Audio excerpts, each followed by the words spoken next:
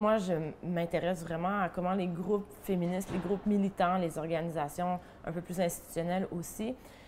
conçoivent des théories du vivre ensemble, conçoivent des théories politiques, des manières de s'organiser collectivement qui nous permettent de dépasser ce qu'on a appris dans la société, ce que la société nous enseigne de par les structures de pouvoir qu'elle reproduit à l'intérieur des gens et des groupes.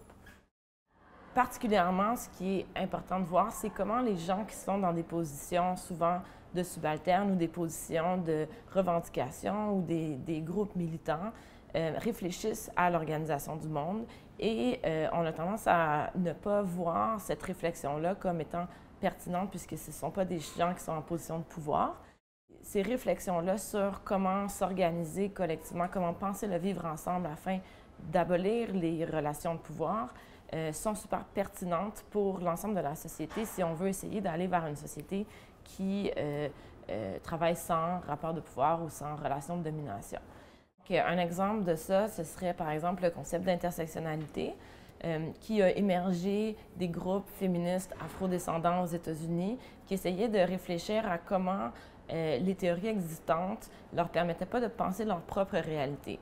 Ces femmes-là se situaient souvent à l'intersection, si on veut, des structures de classe sociale, des structures de genre et de sexe, des structures de race et des structures d'hétéronormativité et d'hétérosexualité. Un de ces concepts-là qui a émergé, c'est l'intersectionnalité. C'est l'idée que les rapports de pouvoir, les rapports sociaux sont en fait imbriqués, se structurent mutuellement et que les prendre de manière isolée ou en silo ne permet pas de vraiment déconstruire l'ensemble des relations de pouvoir.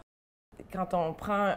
une idée qui vient d'un espace particulier et on essaie de l'appliquer à d'autres espaces, à des espaces plus gros, des espaces plus hégémoniques de tradition, il y a nécessairement des transformations. Mais il faut que ces transformations-là se fassent. Et je pense que l'université est un de ces espaces où on peut réfléchir à ces transformations-là, comment on a envie de les faire, autant dans les écrits académiques que dans les salles de classe, pour créer des discussions sur les lacunes, les écueils à éviter, mais également